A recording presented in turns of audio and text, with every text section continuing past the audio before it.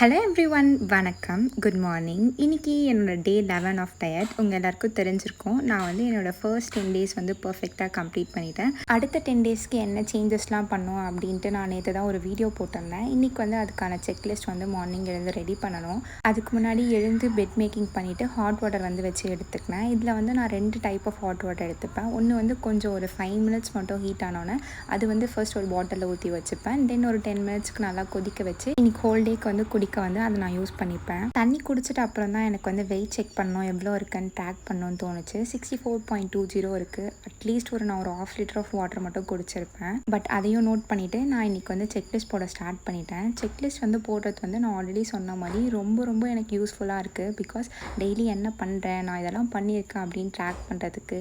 ஒரு சில டைம்ஸில் எப்போனா வந்து இந்த டயட்டை நான் விடணும் அந்த மாதிரி தோணுச்சுன்னா என்னோடய ப்ரோக்ரெஸாக பார்க்குறதுக்கு வந்து எனக்கு ரொம்ப யூஸ்ஃபுல்லாக இருக்குது. அண்ட் செக்லிஸ்ட் போட வந்து டேட் பார்த்துட்டு இருக்கும்போது தான் எனக்கு தெரிஞ்சுது இன்றைக்கி வந்து 21 ஆயிடுச்சு அப்படின்னு சொல்லிட்டு. இந்த மாதம் பீரியட்ஸ் வந்து நமக்கு வந்து 3 நாள் தள்ளி போகிருக்கு அப்படின்னு மார்னிங் தான் நான் நினச்சேன். அப்போ வந்து 10 டேஸ் தான் நான் டயட் பண்ணியிருக்கோம், போக நம்ம பர்ஃபெக்டாக பண்ணால் வந்துடும் அப்படின்னு நினச்சேன்.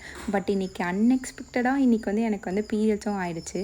பட் இது எதுவுமே தெரியாமல் நான் நார்மலாக என்னோடய வேலையெல்லாம் பார்த்துட்டு இருந்தேன். இன்றைக்கி வந்து புரட்டாசியோட அமாவாசை அப்படின்றதுனால எனக்கு நிறைய வேலை இருந்துச்சு. வீடு துடைக்கணும், அதுக்கப்புறம் வெஜிடபிள்ஸ்லாம் நான் கட் பண்ணி கொடுப்பேன். அம்மா வந்து சமையல் செய்வாங்க, பூஜை சாமான் அதெல்லாம் எங்கள் பாட்டி பார்த்துப்பாங்க. குக்கிங்க்கு தேவையான எல்லா வெஜிடபிள்ஸும் கட் பண்ணி வச்சுட்டா அம்மா வந்து சமையல் செஞ்சுருவாங்க. அதுக்கப்புறம் நம்மளுக்கு டைம் இருக்குன்ட்டு நான் வந்து என்னென்ன வெஜிடபிள்ஸ் வேணும் எல்லாத்தையும் கிளியராக கேட்டு எது எந்தெந்த ஷேப்பில் வேணும் அந்த மாதிரிலாம் கேட்டு வெஜிடபிள்ஸ் எல்லாத்தையும் எடுத்துகிட்டு வந்து கட் பண்ண ஸ்டார்ட் பண்ணிட்டேன். இது நான் பண்ணுறதுக்கான ஃபர்ஸ்ட் காரணமே நம்ம இந்த குக்கிங்லாம் முடிச்சிட்டோன்னா ஒர்க் அவுட் பண்ணிடலாம் அப்படின்றதுக்காக நான் எல்லா வெஜிடபிள்ஸும் எடுத்து கட் பண்ணி வச்சுட்டேன்.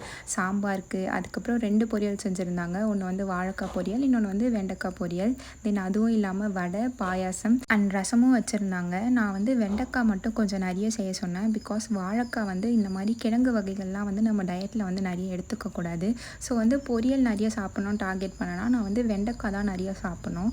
அதனால் ஒரு 20 ருபீஸ்க்கு வெண்டைக்காய் வாங்கிட்டு வந்து அதில் வந்து 4-5 மட்டும் நான் வந்து ஸ்டாப் பண்ணி வச்சுட்டேன். பிகாஸ் என்னைக்காவது ஒரு நாள் நமக்கு வந்து வீட்டில் எதுவுமே இல்லைனா இந்த வெண்டைக்காய் வந்து பொரியல் பண்ணி தோசை மாதிரி பண்ணி கூட அதோட வச்சு சாப்பிட்டுடலாம். இல்லைனா ரைஸ் இருந்தால் ரைஸில் மிக்ஸ் பண்ணி சாப்பிட்டுக்கலான்ட்டு ஒரு 5 வெண்டைக்காய் மட்டும் ஸ்டாப் பண்ணிவிட்டு மீதி எல்லா வெண்டைக்காவும் நான் பொரியலுக்காக அரிஞ்சிட்டேன். என்னை விட எங்கள் அம்மா தான் நிறைய வந்து எனக்கு பீரியட்ஸ் வந்துடணும்னு வெயிட் பண்ணியிருந்தாங்க. பிகாஸ் இந்த அமாவாசை வந்து நல்லா பெருசாக செலிப்ரேட் பண்ணுறதுனால இன்றைக்கி வந்துடக்கூடாது அப்படின்னு எங்கள் அம்மா சீக்கிரமாக வந்துடணும் அந்த மாதிரி வெயிட் பண்ணிட்டு இருந்தாங்க. பட் இன்றைக்கி மார்னிங் வரைக்குமே எனக்கு பீரியட்ஸ் வராதனால அவங்களுக்கும் ஸ்லைட்டாக கொஞ்சம் கஷ்டமாக தான் இருந்துச்சு. ஃபர்ஸ்ட் திங் வந்து என்ன இந்த மாதமும் வரல அப்படின்ற ஒரு கஷ்டம். செகண்ட் திங் வந்து இன்றைக்கி வந்துட போது சாமி கும்பிடணும் வேலைலாம் இருக்குது அப்படின்னு பார்த்தாங்க. பட் என் மைண்டில் அதெல்லாம் ஓடல. இன்றைக்கி மார்னிங் நான் தண்ணி குடிச்சிட்டேன், இந்த நேரம் வரைக்கும் ஃபாஸ்ட் பண்ணிகிட்ருக்கேன். இந்த காயெல்லாம் நம்ம அரைஞ்சி முடிச்சுட்டு இந்த இடத்த க்ளீன் பண்ணிவிட்டு நம்ம வந்து ஒர்க் அவுட் பண்ணுவோம், அது மட்டும் தான் என் மைண்டில் ஓடிட்டு இருந்துச்சு. அண்ட் வந்து உங்களுக்கு வந்து நிறைய விஷயங்கள் வந்து மைண்டில் ஓடும். ஈவன் எனக்குமே இந்த வெஜிடபிள் கட் பண்ணும்போது இந்த மாதம் வராதோ, ஹெல்த்தியாக இருக்கணும்னு சொல்கிறோம், தண்ணி குடிக்கணும்னு சொல்கிறோம், நல்லா சாப்பிடுங்கன்னு சொல்கிறோம், இதை பார்த்து ஃபாலோ பண்ணுறவங்களுக்கும் வராதோ அப்படின்னு என் மைண்டில் நிறைய விஷயம் ஓடிட்டு இருந்துச்சு. பட் தென் எனக்கு ஒரு பாயிண்டில் என்ன தோணுச்சுன்னா, நம்மளால் என்ன விஷயங்கள்லாம் மாற்ற முடியுமோ அதை பற்றி தான் நம்மளால் ஃபீல் பண்ணணும். இஃப் இன் கேஸ் நான் டயட் பண்ணலனா இல்லை ஒர்க் அவுட் பண்ணலனா நான் ஃபீல் பண்ணுமே தவிர என்னால் போய் பீரியட்ஸை வர வைக்க முடியாது. ஒரு ஸ்விட்சை போட்டால் வந்துருமே அந்த மாதிரி பீரியட்ஸை வர வைக்க முடியாது. அது ஒரு நேச்சுரல் ப்ராசஸ். ப்ராப்பராக எக் ரிலீஸ் ஆச்சுன்னா நமக்கு பீரியட்ஸ் வரப்போகுது. அதுக்கு தான் நம்ம ஒர்க் அவுட்டும் டயட்டும் பண்ணுறோம். ஸோ நம்மக்கிட்ட எனக்கு ஒர்க் அவுட் டயட் இது ரெண்டுத்தையும் நம்ம எப்படின்னா பர்ஃபெக்டாக பண்ணணும் அப்படின்னு தான் நான் நினச்சிட்டு இருந்தேன்.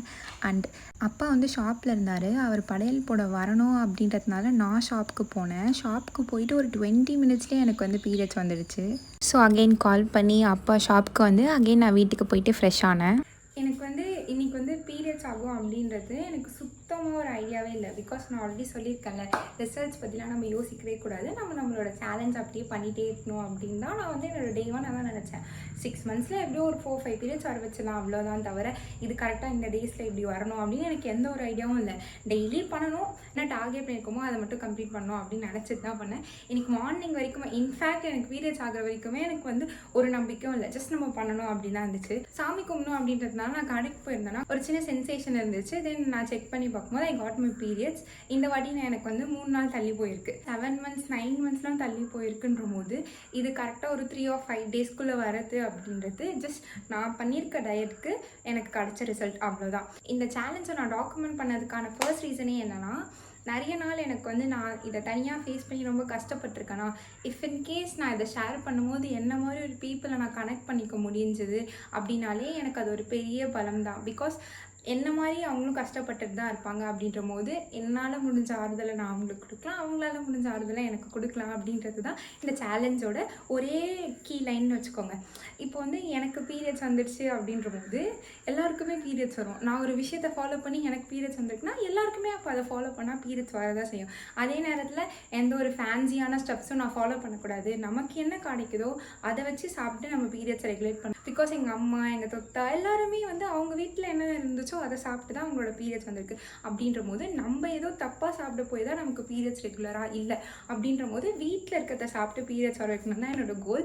அதுக்கேற்ற மாதிரி இந்த சேலஞ்சோட 11th டேல ஐ காட் மை பீரியட்ஸ். இந்த வாட்டி எனக்கு வந்து 33 days. போன வாட்டி வந்து எனக்கு August 18 ஆச்சு.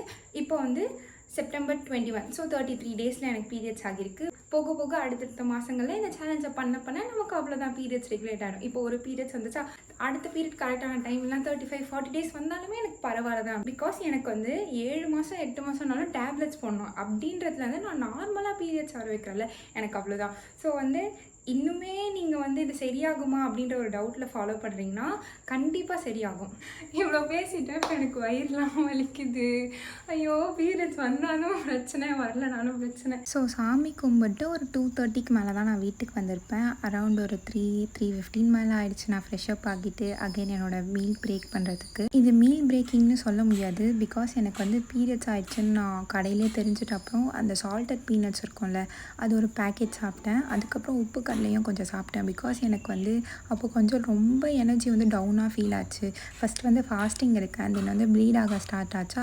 ஸோ வந்து நான் அதை சாப்பிட்டேன். பட் இருந்தாலுமே சாப்பிட்றதுக்கு முன்னாடி கோகோனட் ஆயிலும் கஷாயமும் குடிச்சிரும் அப்படின்றதுனால தான் நான் இன்றைக்கி குடித்தேன். நான் ஆல்ரெடி சொன்ன மாதிரி பிளான் பண்ண மாதிரி எதுவும் நடக்காது. ஆக்சுவலி நான் இது வந்து ஃபாஸ்டிங் பிரேக் பண்ணுறதுக்கு தான் யூஸ் பண்ணோம். பட் என்ன பண்ணுறது, ஏதோ ஒரு சுச்சுவேஷனில் நான் கடையிலே சாப்பிட வேண்டியதாகிடுச்சு.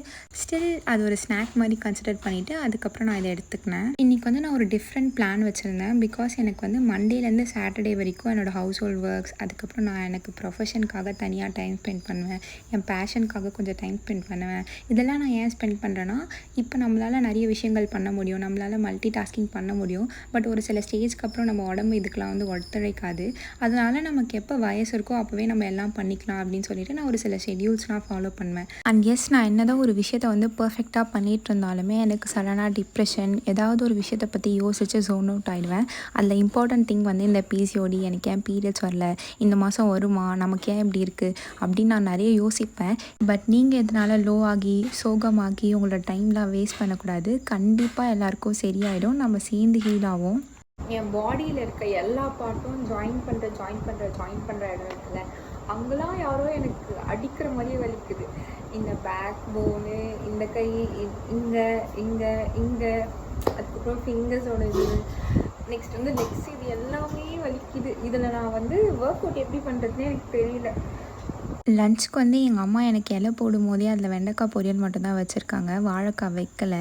நான் வந்து நிறைய வெண்டைக்காய் இன்னும் வச்சுட்டு சாம்பார் சாதம் சாப்பிட்டு என்னோடய ஃபர்ஸ்ட் மீல் கம்ப்ளீட் பண்ணேன். இது சாப்பிடும் போதே எனக்கு இன்னும் பெயின் வந்து இன்னுமே அதிகமாகிடுச்சு.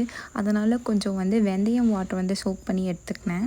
ஒரு 20 minutes வாக்கிங் போயிட்டு அதுக்கப்புறத்துல தான் நான் கம்ப்ளீட்டாக ரெஸ்ட் எடுத்தேன். நைட் வந்து நான் தூங்கிட்ட அப்புறம் எங்கள் அம்மா ஒரு தோசை வந்து எனக்கு ஊட்டி விட்டாங்க.